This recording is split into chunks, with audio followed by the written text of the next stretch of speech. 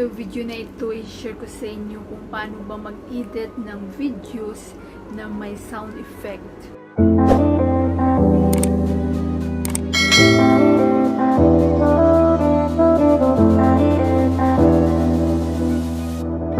Hi guys! Welcome back to my channel. Kung bago lang kayo sa channel ko, ako nga pala si Annalyn Tapa. Welcome kayong lahat.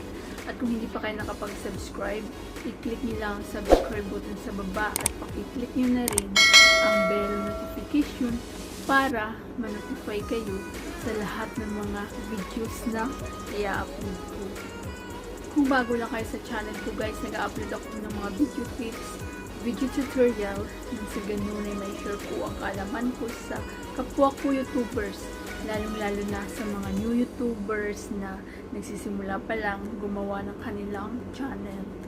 So, ang topic natin for today guys, i-share ko sa inyo kung paano ba mag-edit ng videos na may sound effect.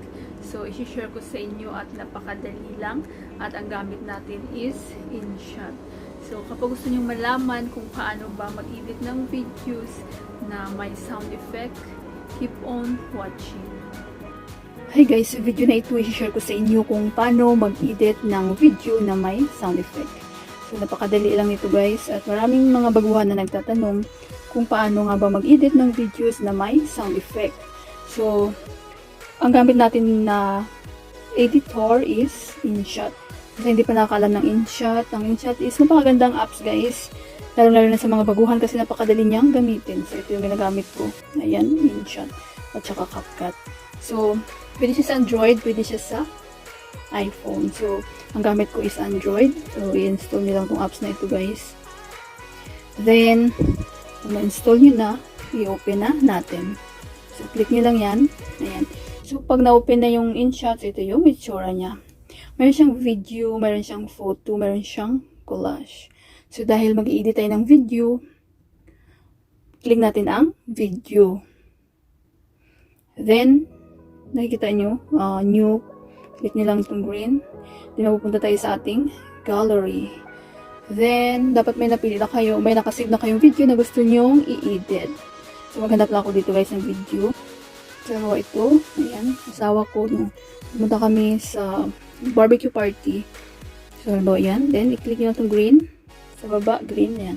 Then, dito na tayo sa loob ng InShot. Ayan, nakikita nyo ba guys? Then, i-play lang natin guys.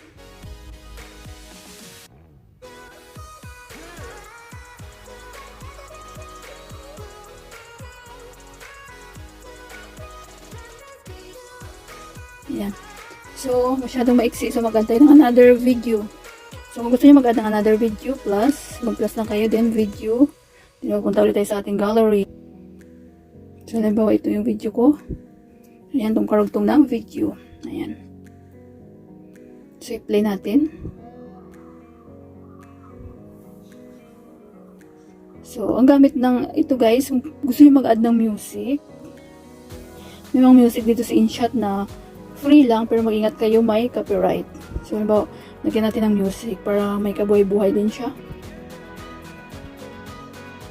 Then, kapag may mga na-add kayong sariling music, dito kayo sa My Music. Ayan. Pero pag dito kayo sa featured, ka-InShot yung gamitin nyo. Pero guys, mayroon siyang mga copyright minsan. So, halimbawa itong Exxon, wala siyang copyright, pero need mong i-copy yung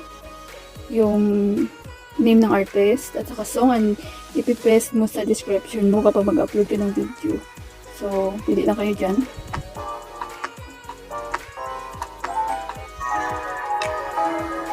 Yan.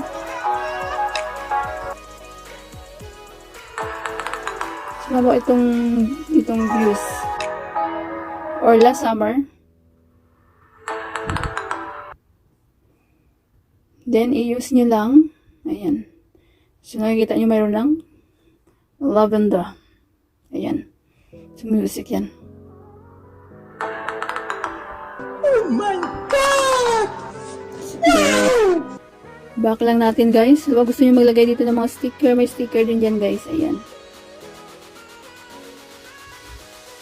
Then, text. So, halimbawa, family get together. So, depende sa inyo kung ilagay nyo. So, sila kayo dyan, family get together. Family get together. Ayan. So, may mga kulay dyan na mapagpipilian nyo. Red, mayroong orange, yellow, depende sa inyo kung ano yung bet nyo. Lavender, blue, green, yellow, green. Ayan. So, pili tayo ng kulay na mababasa ka. Ganito po, red. Ayan. Then, pili nyo siyang saan nyo ba i-display. Dito sa taas, sa gitna, sa baba. So, dito lang muna sa baba. At pili siyang paliitan gamit ang ating gallery. Then, i-check nyo lang. Ayan. Then, ito naman kapag may gusto kayong i-trim, cut, and split. Ayan. So, diba kapag gusto kayong i-split, So, halimbawa guys, sa gitna, gusto nyo tanggalin, may gusto kayong tanggalin sa gitna, na ayaw nyo isali sa inyong video.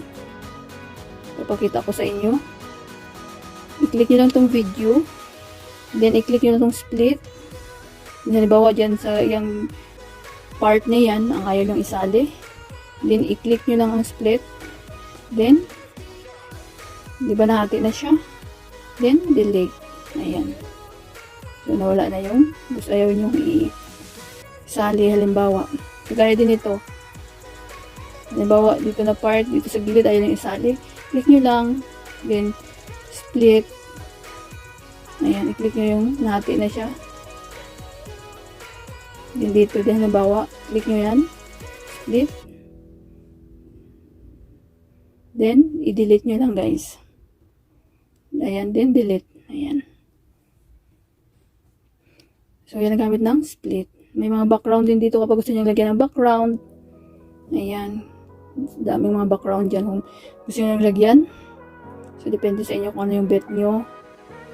Tanggalin lang natin guys. Ayan. So, mayroon din ditong speed.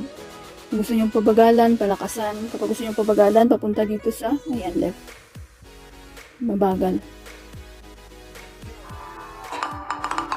Ayan. Kung gusto nyo palakasan, dito sa right. Ayan. Depende sa inyo kung ano yung bet nyo. Ayan. Balik na natin sa original.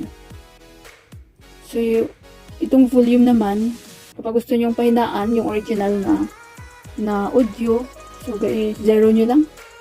Ayan. So, pahinaan natin yung ano guys, halimbawa yung music kanina, balik tayo sa music. Kasi maglalagay tayo ng sound effects. So, ito yung pinaka-main topic natin, diba, yung sound effects. So, i-click nyo lang yan. Pahinaan natin yung sound. Ayan. Ayan.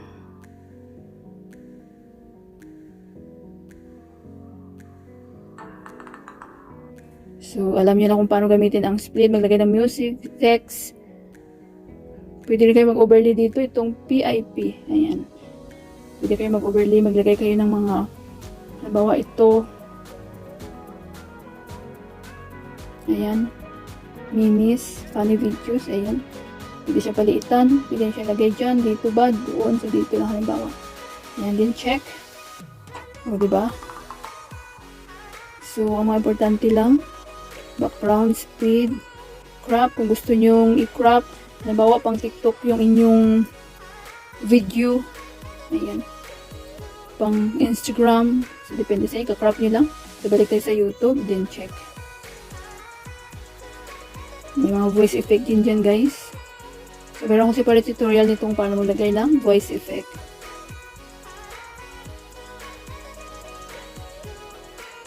Ayan. So, yan naman po nga importante guys.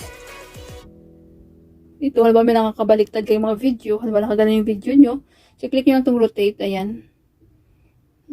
Ayan. Diba? So, maglagay na tayo ng sound effect. So, dapat guys, kapag maglagay ng sound effect, may mga sound effect na yung naka-ready na download sa inyong mobile. So, depende sa inyo kung ano yung mga sound effect, diba? May mga laughing, ano pa yun, yung tumatawa. So, depende sa inyo at ibabagay nyo rin sa inyong video na lalagyan. So, screenshot meron din ditong mga sound effect. So, ipapakita ko sa inyo. So, halimbawa, punta tayo sa music. Nakikita nyo music, effect, record. So, effect, ayan. So, halimbawa, ayan, marami din guys, screenshot din na sound effect. Ipapakita ko sa inyo. Halimbawa, itong, depende sa anong gusto nyo. May bell dito. Ayan.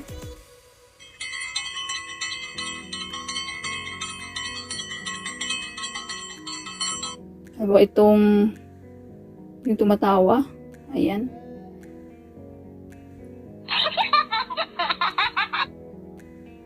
Ayan. So, marami dyan guys. Pili lang kayo. So, ito yung napili natin, tong carton. Laughter. Ayan. Ayan.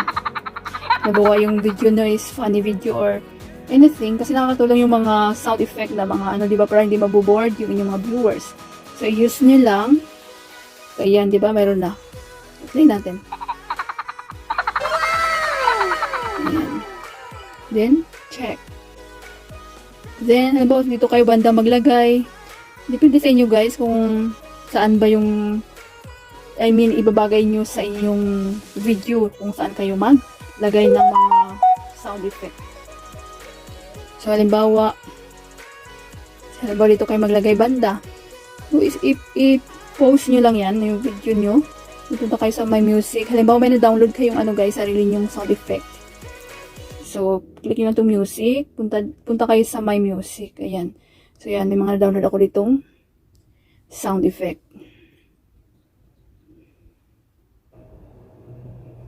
So, maghanap tayo dito guys ng sound effect. So, ito halimbawa na-download ko. Oh my God. Oh my God! Then, i-use nyo lang. Ayan. So, ayan, na-add na yung sound effect natin. Ayan. I-play natin, guys. So, dapat, di ba? Dapat na mabagay din yung lagyan nyo ng sound effects yung video. Yung saan ba yung part ng video nyo. Ayan. So, kung gusto nyo po mag-add kung saan ba dito. So, ganun din gagawin yung music. Kung gusto nyo gamitin yung effect, sound effect ng InShot. So, mayroon dito.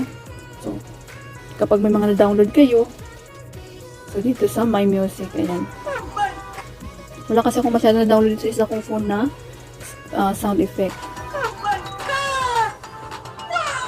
So, diba? So, ganun lang kadali guys. Check nyo lang.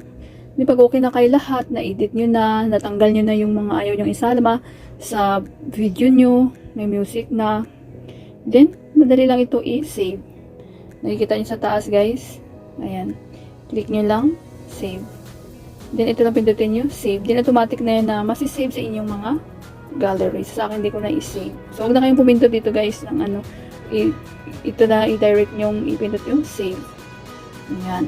Sana, guys, may natutunan kayo sa video tutorial ko na ito at maraming salamat sa panonood.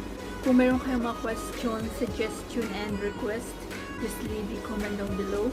At huwag nyo na rin kalimutan mag-like, share, comment, at kung hindi pa kayo nakapag-subscribe, i-click nyo lang ang subscribe button sa baba at paki-click nyo na rin ang bell notification para ma-notify kayo sa lahat ng mga videos na i-upload ko. Always be happy guys, be positive, avoid negative. See you next time.